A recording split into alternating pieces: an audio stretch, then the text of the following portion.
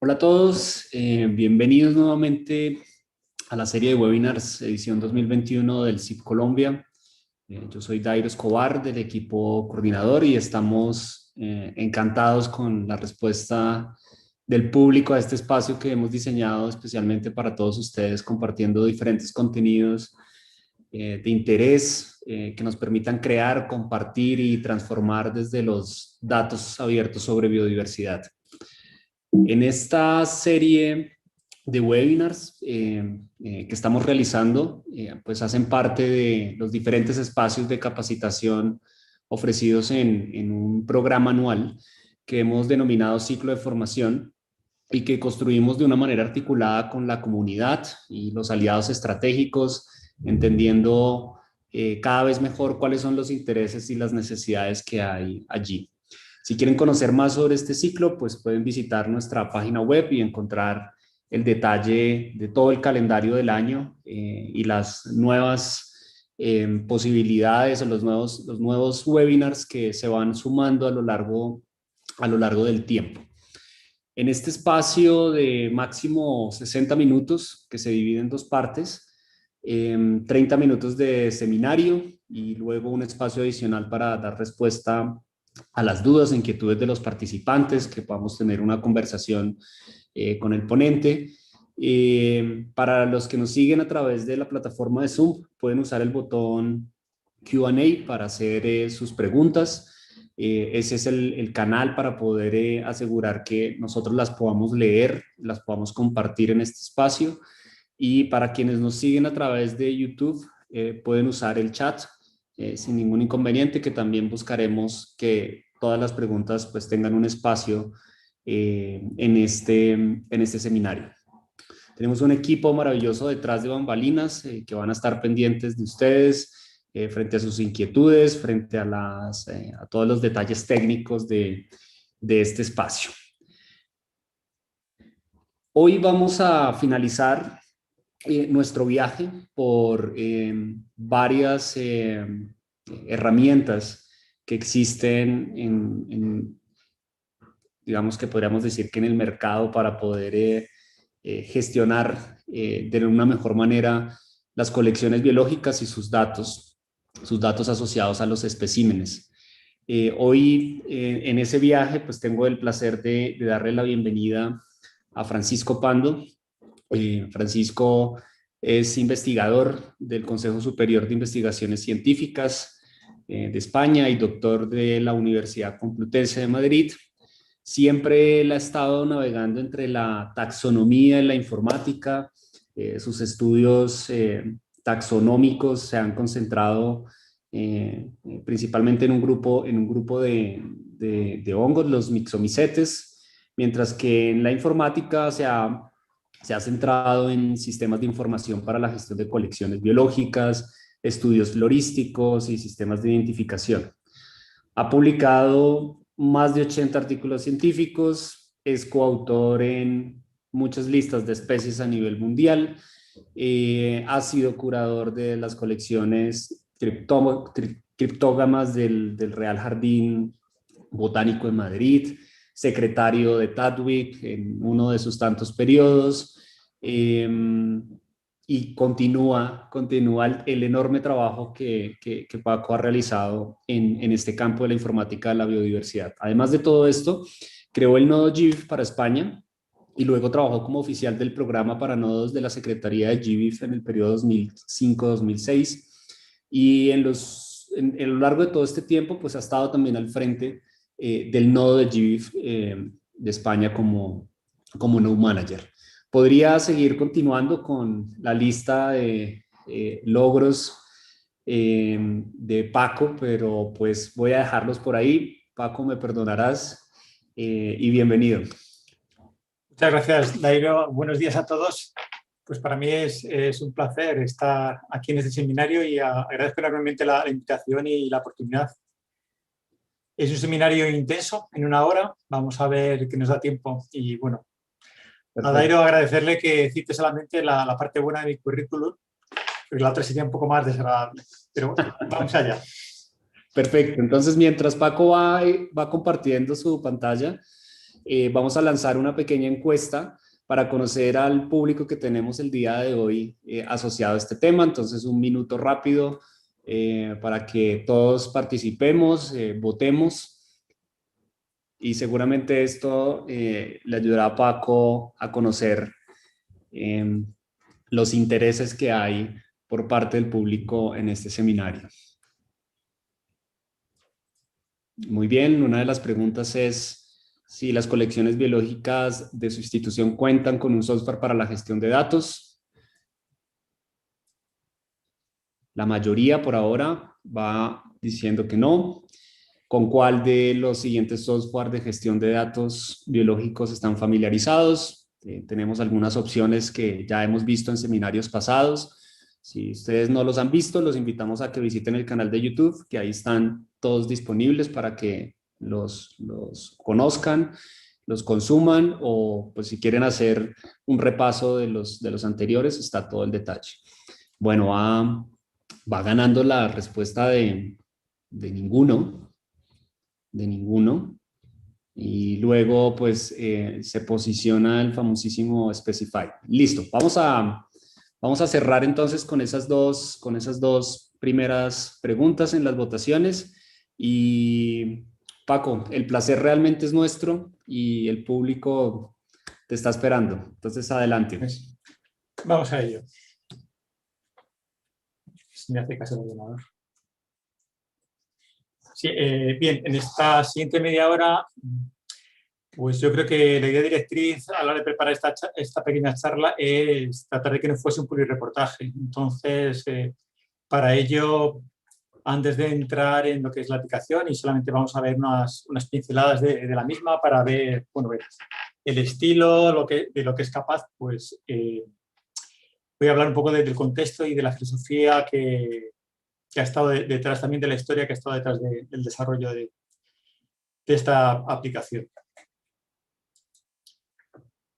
Bien, primero un poco definir el marco, que es lo que tenemos por gestionar una colección. Entonces, bueno, fuera del alcance de este webinar es la parte política. Política en el mejor sentido de la palabra, ¿no? De la misión y la visión de la colección.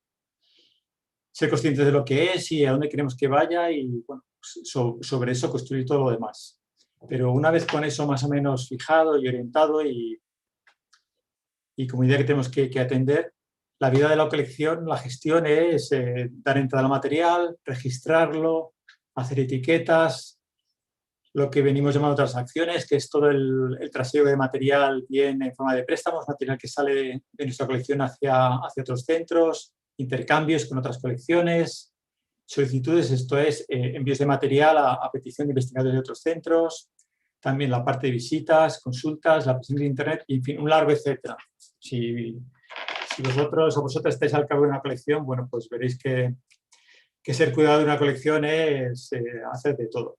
Y bueno, pues se trata de que el software de la colección, la aplicación que usemos, nos ayude a esas tareas. Una idea que quiero transmitir, o sí, un concepto es que no hay una aplicación mejor que otra en abstracto. Que la mejor depende del contexto y ahí hay muchos aspectos a considerar. Tanto las capacidades informáticas que tengamos, de las que podamos disponer, como las humanas, así como las propias características de la colección, su tamaño, su antigüedad, los hábitos, el modo de gestión. Y así, por ejemplo, en algunos contextos, pues una hoja de Excel puede ser la mejor opción. O sea, esto, un colega alemán que trabajaba en un instituto de entomología en Nairobi, y que además de ser biólogo era bastante buen informático, pues cuando le pregunté cómo es que usaban Excel en la colección del instituto, me dijo, pues verás, porque cuando me vaya de aquí, quiero que la gente pueda seguir utilizando los datos. Entonces, en ese caso, por ejemplo, pues Excel era la mejor opción. En otro extremo tenemos Emu, que no sé si habéis oído hablar de él, pero vamos, es un software comercial muy potente, también muy caro y que utilizan algunas de las instituciones más grandes en ciencias naturales en el mundo. Pero bueno, aparte de las consideraciones del contexto y de las características que busquemos en la aplicación. Quiero destacar aquí dos principales que hay que considerar antes de ninguna otra. La primera es que la información que metamos en el sistema la podamos sacar. Y esto parece igual de perogrullo, una tontería, pero sin ir más lejos, el Herbario Nacional de Colombia, que fue uno de los pioneros en el mundo de tener un sistema que llamaban entonces de gestión electrónica de datos, pues tuvieron que volver a picar la información porque no hubo manera de migrar la información al nuevo sistema. O bien porque el sistema se comporte como una caja negra, o porque los datos estén alojados en un servidor que luego perdemos el acceso. Y no nos olvidemos, los datos es la parte más importante de este negocio. El software puede ser la parte sexy, pero lo que importa y lo que tiene valor son los datos. Y el segundo criterio es que pase el test del autobús. Esto es, bueno, la idea es de Larry Spears y viene a sintetizar que en general se da el caso muy frecuentemente de que el sistema informático que utilicemos, sea un Excel, sea algo más complicado, pues esté controlado, conocido, dominado por una persona. Pues hagamos lo que hagamos, tenemos que ser conscientes de que lo que tengamos pueda seguir funcionando si a esa persona le pasa algo o simplemente se va de nuestro centro. Entonces, esas son dos características a tener en cuenta a la hora de entrar en estos asuntos. Y bueno, y con esto una muy breve historia de una no tan corta historia ya del software. La primera versión de Elysia, que entonces se llamaba Herbar, porque era para herbarios, pues estaba funcionando allá por el 1992. Funcionaba sobre base 3 y la idea principal era pues, estas cosas que he mencionado antes. Hacer etiquetas, ayudar con las transacciones, etc. Y como decía el conservador de la colección de entonces, un joven de 20 y pocos años, pues estaba haciendo eso para trabajar menos. Bueno, andando el camino, pocos años más tarde, este software fue adoptado por la Asociación de Herbarios Iberomacaronésicos, que es una manera geográfica de decir de Portugal y de España. Y bueno, eso se sigue manteniendo. En el 99 se migró todo el sistema a Access, que bueno, que entonces no era tan grande como ahora, también hay que decirlo. Y como hitos interesantes, hasta que en el 2001 ya se preparó una interfaz web para poner en línea esos contenidos de la base de datos de la colección, del herbario, que todavía sigue funcionando, y milagrosamente diría yo, pero bueno, da un servicio y yo creo que no lo hace mal todavía. En el 2003, que fue el año en que empezó a andar el nodo de GBIF, y como se dio el caso de que ese conservador de herbario acabó siendo el gestor del nodo de GBIF, bueno, pues bueno, también hubo un proceso de selección objetivo para decidir apoyar el desarrollo y el mantenimiento de la aplicación. En el 2003. En el 2006, recordad que hasta ahora la aplicación estaba orientada a colecciones botánicas, pues se creó una variante para colecciones zoológicas. Y en el 2016 se consigue reunir esas dos aplicaciones que eran como hermanos mellizos en una nueva aplicación única configurable que pasó a llamarse Elysia, que es el nombre de un nudibranquio que además fotosintetiza. Entonces, por mandar la nota de que el software vale para animales y vale para plantas. Y ya estoy. Bien, y antes de entrar en aspectos concretos de la aplicación, un breve paseo sobre un concepto importante en las colecciones, que es el ejemplar. ¿Qué es que hay en un ejemplar? Bueno, pues el concepto clásico es el propio material, la información de la etiqueta, que no está mal, es muy importante y ha sido la base de los estudios taxonómicos hasta hoy en día. Pero además ese material se le estudia, se le hacen fotos, se prepara en otros formatos. Además, pueden asociarse medidas sobre los ejemplares, dibujos. Finalmente, esa información acaba en publicaciones. Y más recientemente, también sobre ese material se realizan estudios moleculares. También, bueno, pues todos esos estudios se van acumulando y van haciendo una historia de conocimiento del ejemplar.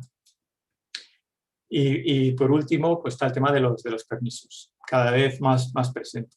Y hemos pasado de ser un tema del cual éramos absolutamente ajenos los científicos a constituir ahora una parte importante de la gestión de la colección. Y permisos, bueno, de recolección, de exportación, de CITES, de Nagoya, en fin. Que un ejemplar ya no es lo que era. Y esta idea que ha ido creciendo de manera orgánica y a la que todos más o menos vamos entrando, bueno, pues se le ha puesto el nombre, que es ejemplar extendido, Extended Specimens. Y esa es la idea que realmente añade nuevas potencialidades sobre qué se puede hacer y cómo se puede utilizar la información de nuestras colecciones.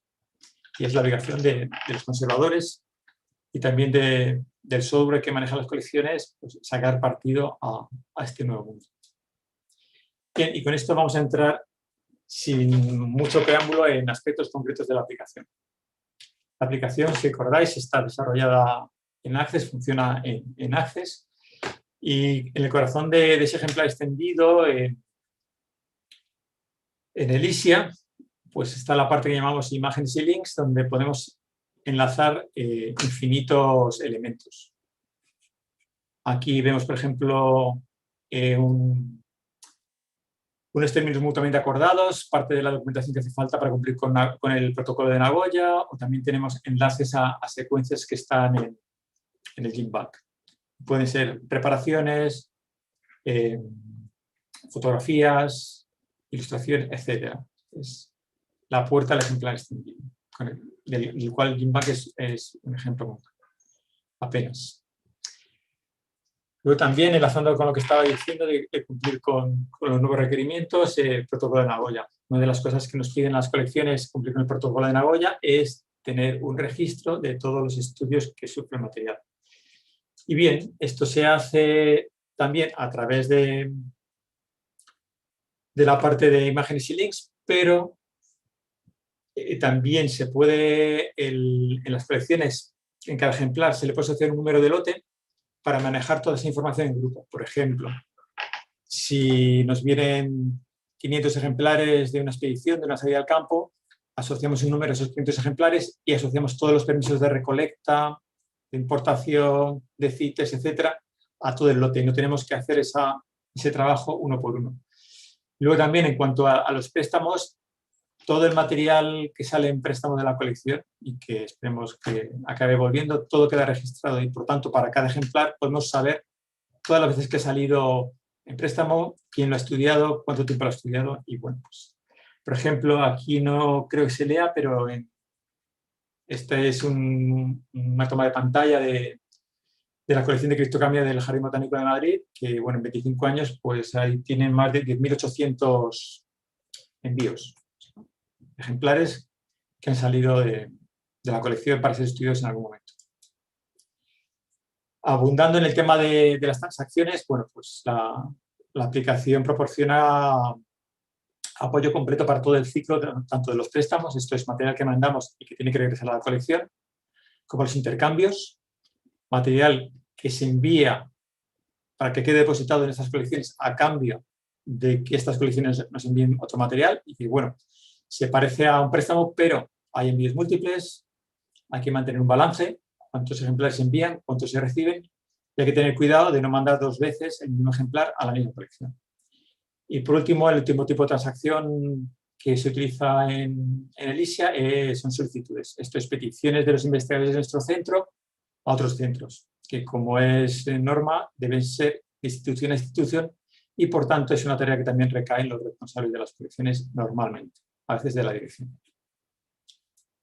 Un poquito más en detalle, el tema de las solicitudes, pues ahí se puede ver. Desde que se hace la solicitud, que el inicio es un correo electrónico que se recibe del investigador, indicando qué es lo que quiere estudiar y a dónde se debe pedir.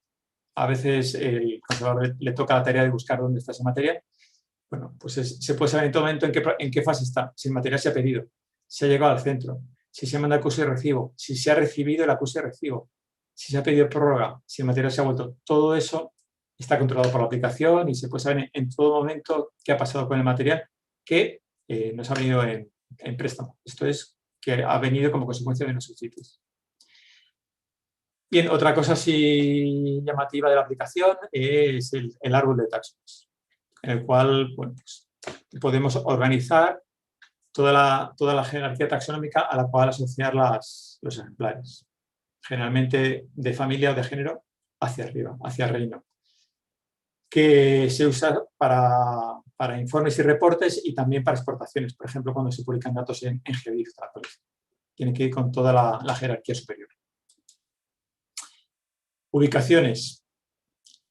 En la aplicación se maneja un sistema de ubicaciones, es completamente flexible. Esto es, el responsable de la colección establece los niveles de ubicaciones de su colección.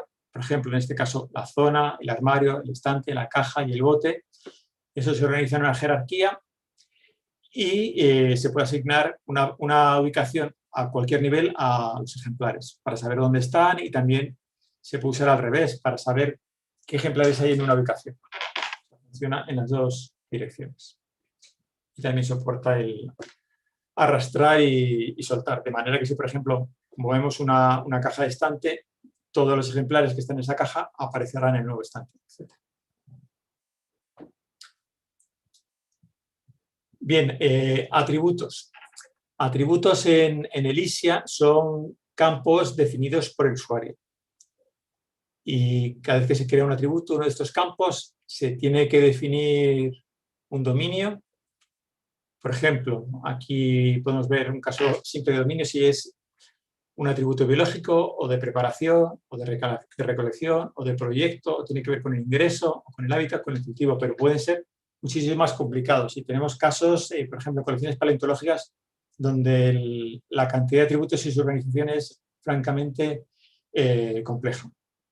Bien, entonces estos atributos se organizan en dominios y además se asignan a disciplinas. Todo esto se puede realizar desde la colección. O sea, no está, aunque vamos a decir que de fábrica viene con unos dominios y unas disciplinas predefinidas, todo eso se puede cambiar.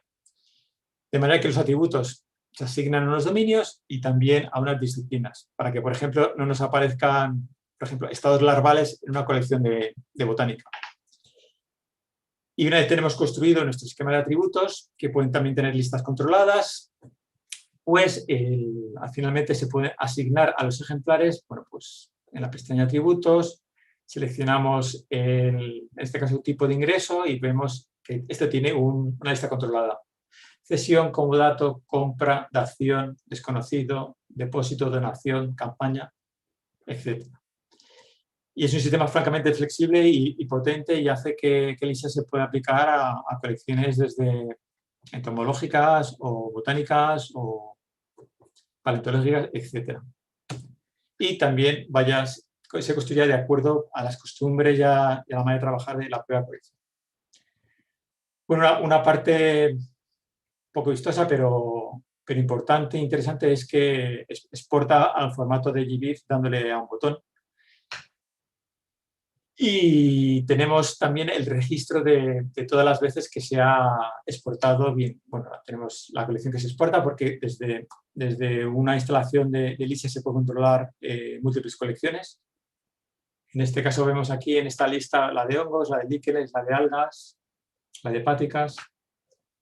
En fin, y vemos si la exportación es para Herbar, para las páginas web que mencionaba antes, esas que se construyeron en el año 2001.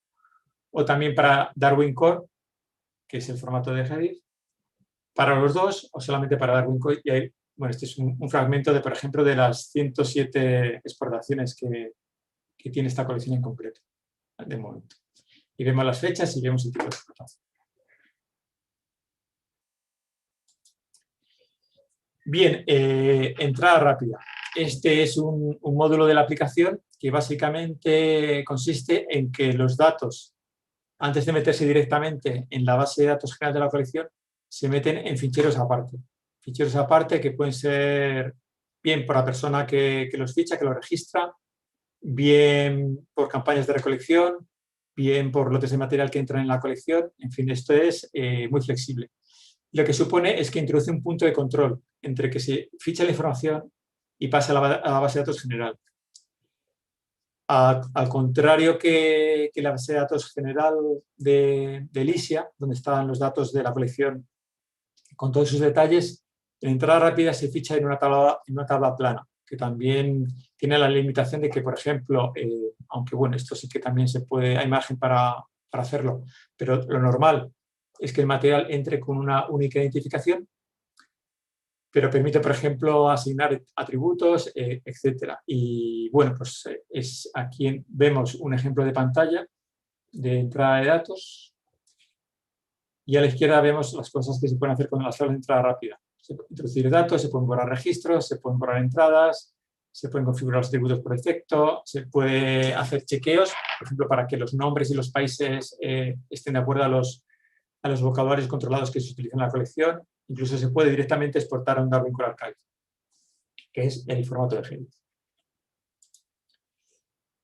Bien, esto es algo que todos los sistemas tienen, pero bueno, creo que era interesante traer un poquito el detalle de cuántos identificadores tiene cada ejemplar en Elysia.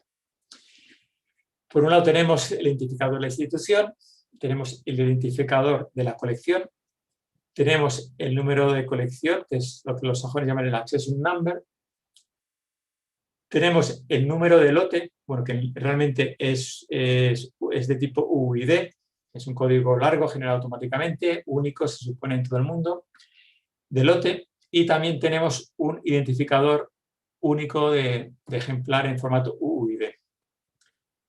Y para ver las consecuencias de esos identificadores, por ejemplo, en una migración a GBIF, tenemos este mismo ejemplar, cómo se ve en GBIF.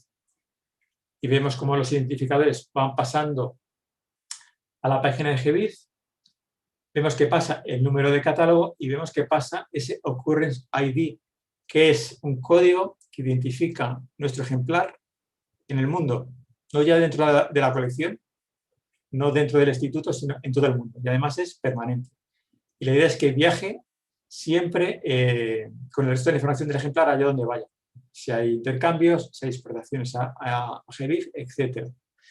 Y de hecho, GBIF tiene un sistema que hace una serie de chequeos y aquí detecta dos problemas. Uno, que el código de la institución es ambiguo, porque si bien MA, que es el código de Madrid en el mundo botánico, pues seguro que hay un MA en el mundo zoológico o en el entomológico o en el ictiológico. Y MapFungi, de alguna manera, dice que no hace match porque no está registrado. Bien, pues con el UID, con el Occurrence ID, nos libramos de todos esos identificadores intermedios y tenemos un número que inequívocamente va a identificar nuestro ejemplar siempre. En la exportación en GBIF tiene también su importancia, porque aunque GBIF, cada vez que se indexan registros, da un número único, si los mismos datos se suben sucesivas veces porque ha habido cambios, porque se han añadido registros, ese número de GBIF cambia, por tanto no son permanentes. En cambio, este UID es permanente, siempre va a estar con el ejemplar. Bien, y he ido de lo particular a lo general, dos pinceladas de la parte más general de Elysia. Por un lado, indicar que bueno, todos los menús, toda la navegación está completamente embebida en Access, o sea que para cualquiera que está familiarizado con una aplicación de Office es sencillo navegar, y así aparecen en las pestañas, además de las típicas archivo, inicio, crear, tal, unas específicas de la aplicación, consultas y listados, consultorías, etiquetas, exportaciones, fichados, etc. Y cada uno de esos apartados tiene sus propios iconos y su navegación. Y el otro aspecto general es que en la organización de los datos, el mínimo de Elysia son tres ficheros de datos.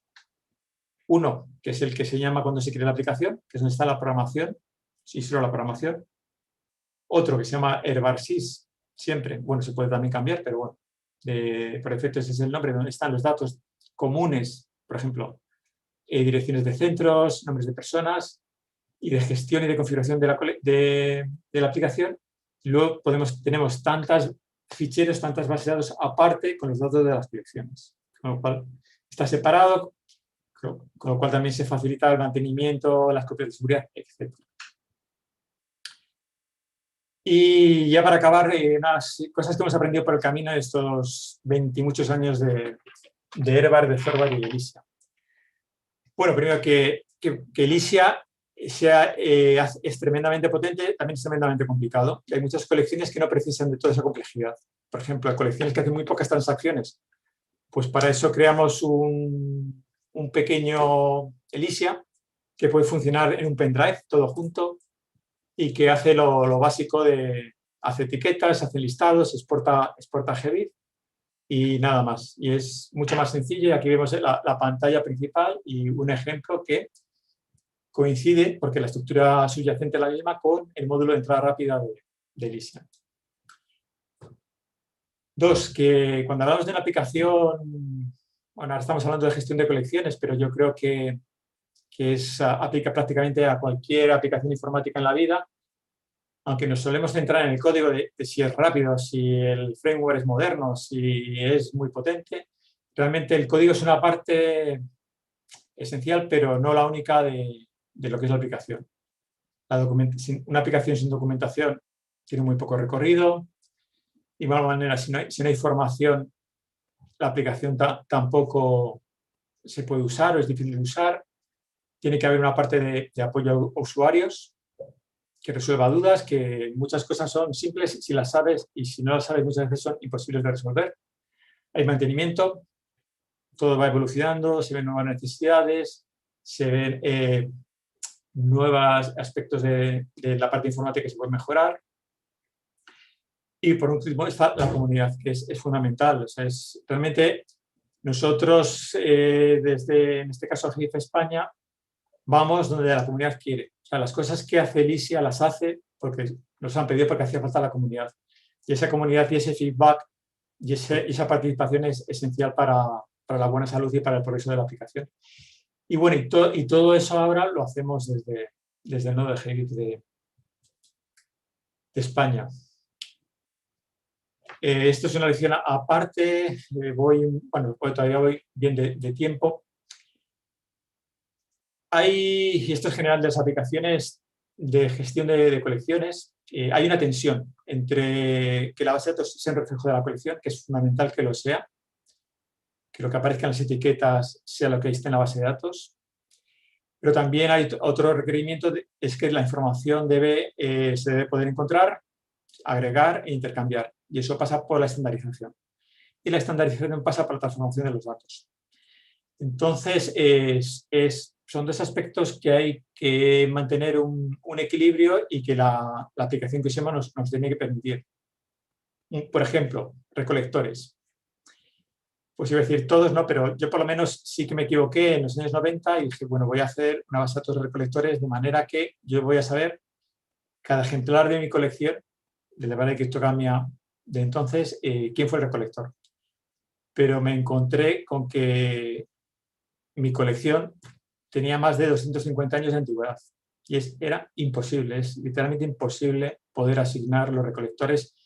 Así que la mejor alternativa es introducir los recolectores tal como aparece en la etiqueta, que a veces pone familia Pérez o pone grupo 34 y esa información, si la queremos estandarizar, lo que vamos a hacer es tergiversarla. Y por tanto la base de datos deja de ser el reflejo de la colección y deja de tener utilidad.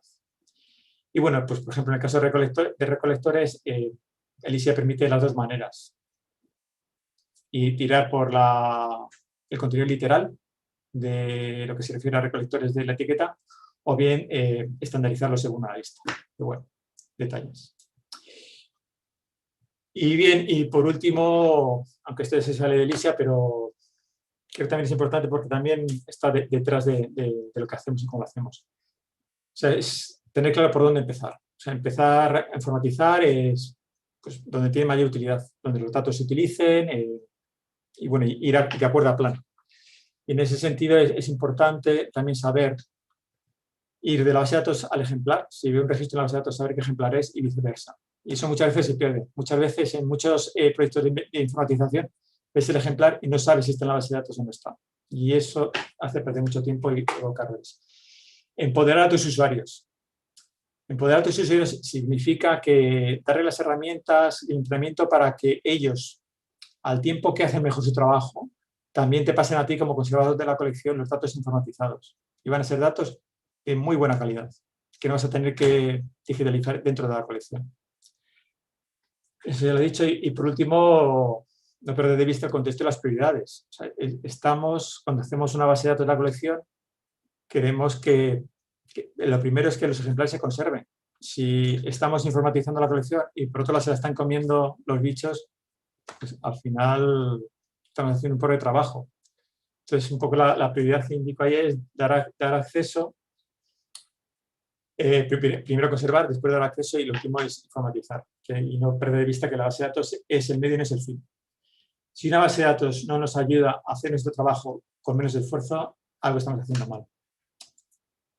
Y por último, esta diapositiva con un montón de recursos sobre la aplicación. Bueno, pues puesto de código libre, está en GitHub, también está en nuestro repositorio. Hay mucha documentación de cómo usarla y de resolver detalles. Y no quiero acabar esta presentación sin hacer hincapié que, bueno, en esta larga historia de esta aplicación ha recibido el input de mucha gente, pero sobre todo menciono aquí a mis compañeros en GIF de España, de Carmen Lujano y Katia Cezor, que son piezas fundamentales en lo que es ahora el INSIA y, por supuesto, coautores del mismo. Y ya está, nada más. Muchas gracias. Un minuto de más. Dejo de compartir pantalla.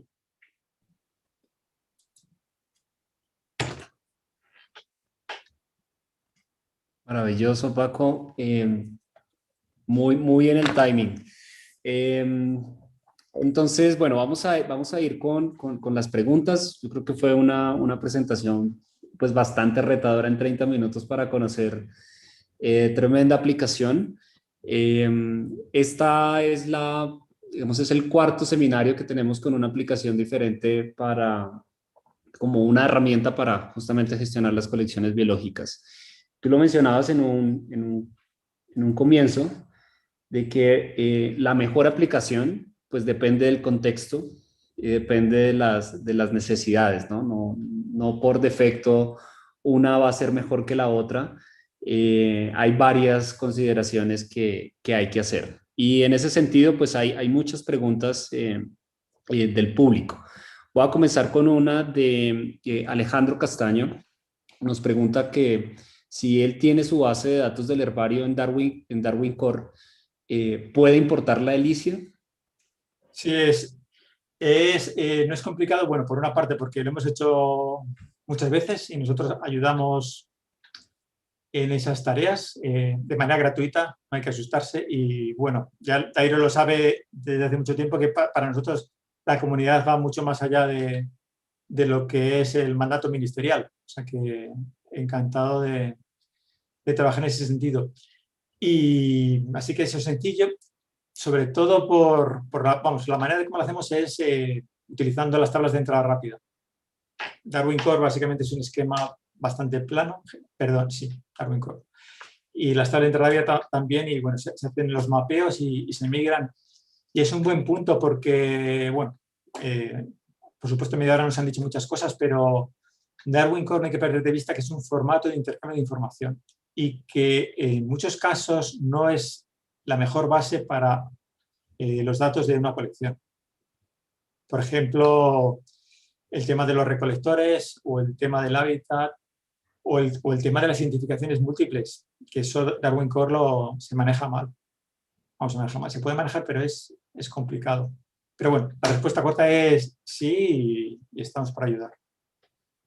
Bien, Paco, tú acabas de hacer una observación o una precisión sobre el alcance del Darwin Core como un estándar de intercambio de información, no necesariamente el estándar que usa una base de datos en una colección biológica.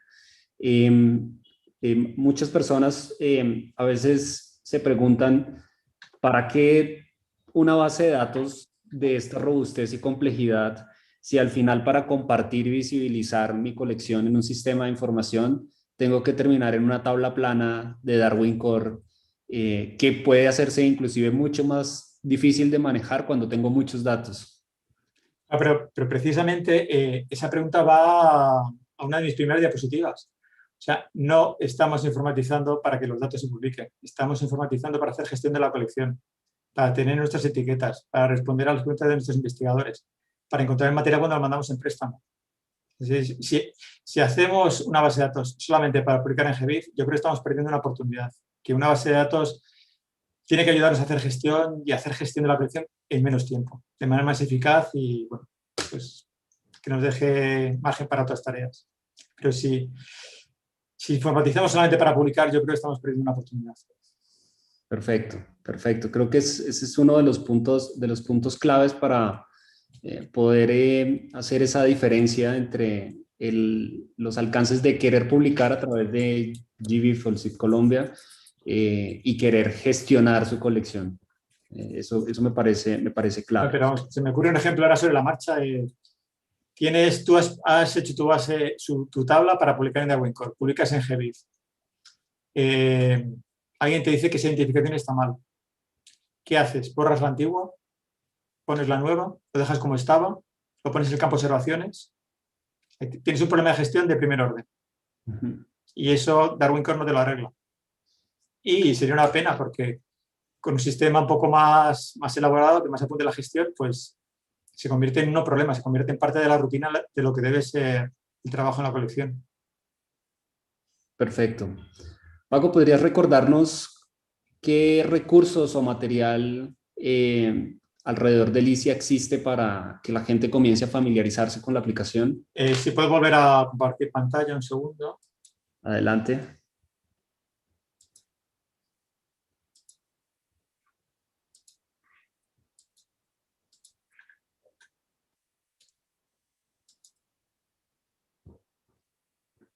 Bien.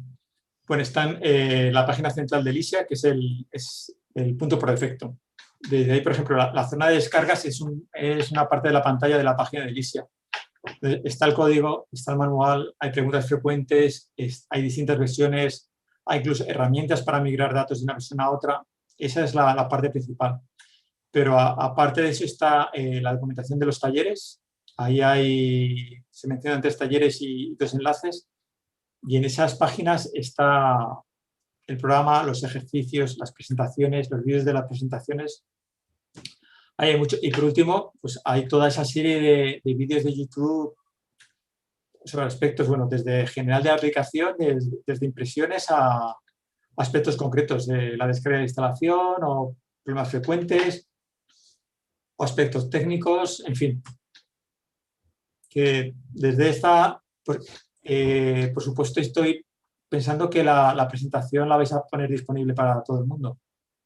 Así será, así será, así será. Evelyn Arcaya nos pregunta si esta aplicación, este software se puede usar para colecciones entomológicas. Digamos, a lo largo de tu presentación hiciste un buen énfasis en herbarios, Sí. pero en otro tipo de colecciones. Sí. Y de hecho se está utilizando en colecciones entomológicas. Bien. Por ejemplo, en muchos tipos. También en esa diapositiva que ya no estoy compartiendo. También ahora mismo Herbar se está utilizando en 30 y tantas instituciones, en unas 80 y tantas colecciones de todo tipo. Perfecto. Jonathan Núñez nos pregunta cuáles serían esas consideraciones que se deberían hacer cuando quiero adoptar Elicia para un herbario entre la versión completa y la versión ligera que se ofrece.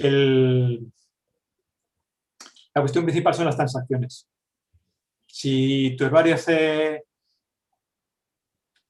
más de una docena de préstamos al año, hace intercambios con otros herbarios, está detrás un grupo de investigación que hacen solicitudes de material, entonces la opción es Elicia pesado. Pero si tu cuestión es encontrar el material, hacer etiquetas, publicar en GBIF, Elicia ligero te es suficiente. Es las transacciones, es el punto clave de pasar de usar un software u otro. Perfecto, perfecto. Paco, digamos, hay unas dinámicas en diferentes países donde se usan más un software que otros. Siempre hay un interés por conocer cuál es el recomendado. Volvemos otra vez a la cuestión de cuál es el mejor y ahí, en fin, con cuidado. Exacto, cuál es el recomendado y finalmente, pues entonces, pues cada uno en este tipo de precisiones, observaciones que tú nos has hecho para poderlo definir. Pero en España, digamos, ¿cómo funciona esta dinámica teniendo en cuenta que hay pues este software creado en casa y que pues es promovido, me imagino que Es de una promovido y manera sobre amplia? todo apoyado, quiere decir, hacemos Ujú. formación, hacemos mantenimiento, hacemos apoyo a usuarios. O sea que, a ver, yo en general, casi como cuestión vital, me sienta fatal que me haga reportajes y trato de no hacerlos. Total, total. Perfecto. Pero entonces eso quiere decir que, por ejemplo, tú como no manager de GIF, desde esa instancia evitan promover o recomendar y más bien apoyar A ver, el lo que es un ejercicio poco, no sé si consigo transmitir la idea, es un poco la idea de este webinar. Es dar los elementos para que cada uno tome su decisión, de acuerdo. que, en fin, y también, o sea, en ese sentido me parece muy buena idea el ciclo de seminarios que estáis haciendo para, para ver un poco el panorama Súper. y no jugar a el mío lava más blanco. Bien. Volvamos un poco a los detalles de Alicia. Ana Marcela Calderón quisiera saber si es posible que varias personas puedan realizar ingresos de información Sí, al mismo tiempo. sí, sí, pero en distintos registros. O sea, ese esquema que he mostrado de las tres bases de datos se puede complicar bastante. O sea, puedes tener la aplicación instalada en distintos PCs que utilicen todos la misma configuración o que utilicen varias configuraciones cada uno, que accedan a todas las colecciones o que accedan a uno. Y por detrás, el motor de la base de datos lo que hace es bloquear a nivel de registro. O sea, por las limitaciones y por las capacidades de access, el bloqueo no se produce a nivel de ficheros, sino a nivel de registro. Entonces, lo que no puede pasar es que dos personas estén editando los datos del mismo ejemplar al mismo tiempo. Pero salvo esa igual eso es posible. De todas maneras, cuando se están metiendo datos por primera vez o de manera masiva, la vía normal son las tablas de entrada rápida. Y esas son bastante personales, por así decirlo. O sea, en la práctica no tiene sentido que haya dos personas accediendo a la misma tabla de entrada rápida al mismo tiempo, pero también sería posible, pero vamos, no ocurre por eso. Y luego lo que sí que ocurre cuando se accede a las bases de datos principales, por ejemplo, para añadir información. Se ha hecho una secuencia de un ejemplar, se ha registrado en GenBank, se ha devuelto el número de accesión de GenBank y se mete en la base de datos. Pues ese detalle se hace ya en la base de datos general. Y en esos escenarios, en la práctica hay muy poco solapamiento, pero bueno, que sí que es a nivel de registro, no es a nivel de colección o de base de datos. Ya, y en ese mismo sentido, entonces, como varios lo pueden hacer, estamos pensando en colectores. Los colectores podrían ingresar esa información al sistema y luego el Sí, administrador de la base de datos hacer los exacto, ajustes. se puede hacer también en dos escenarios. Uno, que utilicen el módulo de entrada rápida, por así decirlo, de la instalación de la colección. O dos, que esos investigadores o esos recolectores tengan el ISE ligero instalado en su PC. Entonces, luego le pasa al responsable de la colección su tabla de entrada rápida, que es muy sencillo de traspasar y de mover, y el responsable de la colección, el curator, el conservador, es ya el que hace el control de calidad y el que la ingresa en la base de datos principal. Pero el escenario más cómodo es, más que, por ejemplo, estoy pensando en los investigadores de esta casa, más que hacer que los investigadores trabajen con la aplicación del herbario, dicen, mira, este es un Alicia ligero que va en un pendrive, funciona en un pendrive, o sea, lo puedes llevar donde quieras, cuando quieras, metes ahí tus datos y cuando los tengas, tú puedes sacar tus listados para tus publicaciones. A mí dame los registros que los paso a la base de datos de la colección. Perfecto. Otra persona nos pregunta si luego de ingresar la información en este sistema, es posible que cualquier persona lo consulte en línea, si existe Sí, alguna salida de ese tipo. Bueno, sí, aparte de GBIF, a ver, directamente del ISIA no. O sea, hace falta una exportación a un sistema web. Por ejemplo, las páginas de estas web son ASP, pero vamos, no, esa parte no la tenemos. O sea, lo que realmente la gente que no quiere hacer un desarrollo propio web les decimos que utilicen GBIF y que tengan el enlace a su colección en GBIF y que consulten GBIF. Que solamente para estar al nivel del servicio que da GBIF hay que programar mucho, cuesta bastantes recursos. Perfecto. Otra persona, bueno, tú mencionabas al comienzo sobre todos los tipos de información que hay alrededor de un espécimen. Y alguien nos pregunta si es posible asociar imágenes Sí, a datos de sí, eso. sí, tal cual. De hecho, ese módulo empezó para enlazar imágenes al ejemplar. Entonces, bueno, no lo hemos visto, pero tiene aspectos específicos de las imágenes. Por ejemplo, o sea, las imágenes, por supuesto, se almacenan aparte, se hacen enlaces con la base de datos, pero se puede meter un sello, un thumbnail en la propia base de datos para tener una previsualización que pese poco a mano. Perfecto. Paco, probablemente está cuando uno quiera revisar el manual, encontrará los detalles de su instalación y de los requerimientos para que la aplicación funcione adecuadamente, pero puedes contarnos un poco más acerca de esos requerimientos para que la aplicación funcione adecuadamente y, por ejemplo, Requerimientos hace falta un Office. Ajá. Ahora mismo el Office en producción es el 2016, pero hemos empezado a hacer las pruebas en el Office 2019. Y si uno despliega el zip en un directorio que sea c./Elysia, va a funcionar todo directamente. Pero ya tiene una base de datos de ejemplo, ya te toca renombrar la base de datos de la colección, cambiar nombres, cambiar etiquetas, pero si se despliega en ese directorio funciona todo por defecto. Si quieres instalarlo en otra carpeta, en otro directorio, pues entonces ya te empieza a tocar la configuración. Pero bueno, hay menús para se hace todo por menú. Perfecto. Frente a ese acceso para ingresar la información, ¿podrías también ayudarnos a ampliar un poco el alcance? Es decir, ¿tiene que estar dentro de una misma red o una persona lo puede hacer remotamente accediendo a la aplicación? No, tiene que estar en una red local. Tiene que estar en una red local. Lo que pasa Perfecto. es que, bueno, ahora con las fantásticas herramientas que hemos aprendido a manejar en la pandemia, puedes tener un escritorio remoto pero en principio, a ver, eso también es una cuestión de filosofía. Aunque se puede implementar, pero tal como se distribuye Elysia, no hay control de acceso, no hay cache.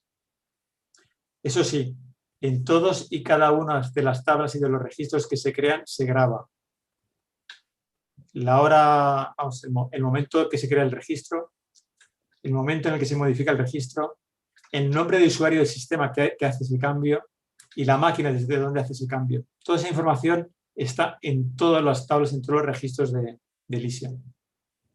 Entonces, sabes quién ha hecho qué, pero no tiene implementado un cache.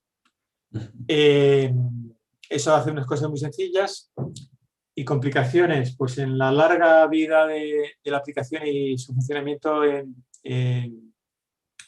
este jardín botánico no da muchos problemas, porque sobre todo la carga masiva de datos. La primera carga de datos se hace en tablas de entrada rápida. Entonces, eso, que sería un punto problemático, pues no ocurre. Y luego el control a la edición de la base de datos principal de la colección se lo hacen los conservadores y los técnicos especializados y que tienen acceso a las máquinas desde donde se accede a Elysia. Perfecto. Tú mencionabas al inicio de tu presentación que uno digamos, de las funcionalidades que tiene Elysia es la posibilidad de asociar información molecular o información genética a los datos del espécimen. ¿Cómo funciona esto y sobre qué bases de datos de información Sí, genética? bueno, te recuerdo, Dairo, que tenemos un proyecto para hablar de estas cosas. Total, total. Yo te recuerdo que soy aquí el moderador. Sí, señor moderador. El método habitual es enlaces. Y enlaces pueden ser enlaces dentro de la red local.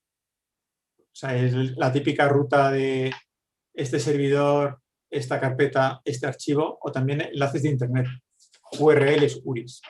Entonces, en el caso concreto, los enlaces habituales es con las bases de datos de GenBank. Y GenBank tiene ese sistema que se llama de Deep Linking, donde tú puedes tener un enlace que es transparente para acceder a cualquier secuencia almacenada en el GenBank. Y eso es lo que se utiliza.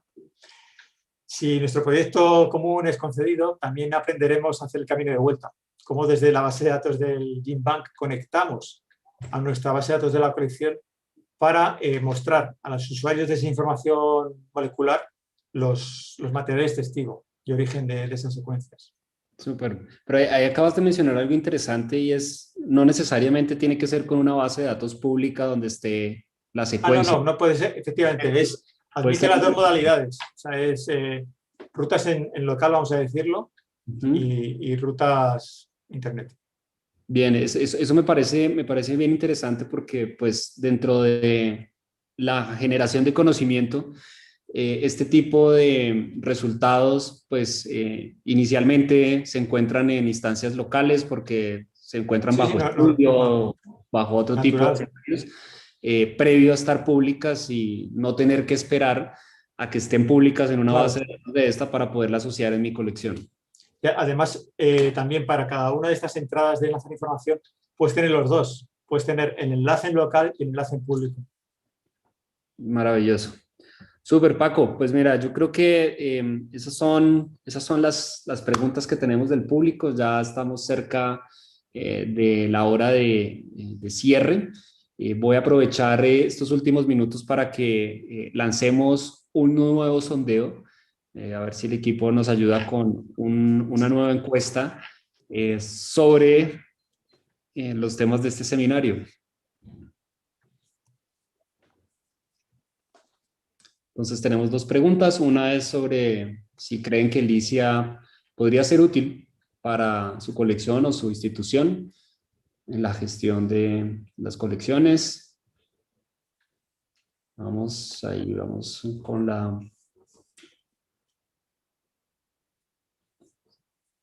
más de 60 personas votando, más de 70. Y la segunda está asociada pues a qué tal el seminario del día de hoy, de jueves de webinars. Bueno, 15 segundos más para cerrar la votación.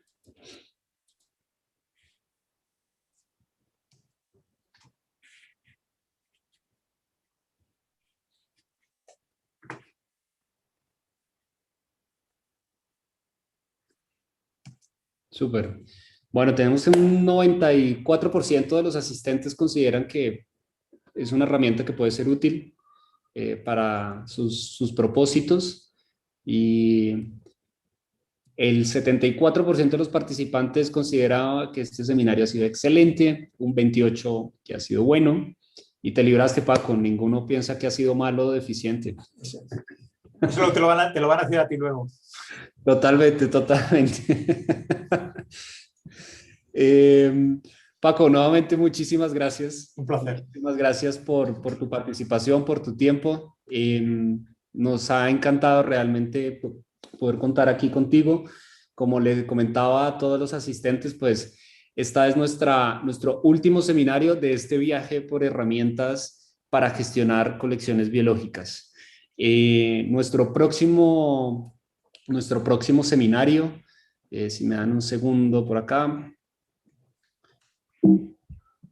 Nuestro próximo seminario pues nos va a permitir entrar en un nuevo capítulo o en un nuevo viaje por otro tipo de temas que son también de interés de toda esta comunidad. Vamos a hablar el próximo 3 de junio sobre las listas de especies de referencia como uno de estos ejercicios que se vienen liderando desde el CIP Colombia para poder construir colaborativamente este tipo de insumos para la toma de decisiones que son tan necesarios y a la vez también tan polémicos y retadores dentro de ese ejercicio de gestionar información o datos sobre biodiversidad. Entonces, a todo el público, muchísimas gracias. Les deseamos un excelente día y nos vemos en un próximo webinar.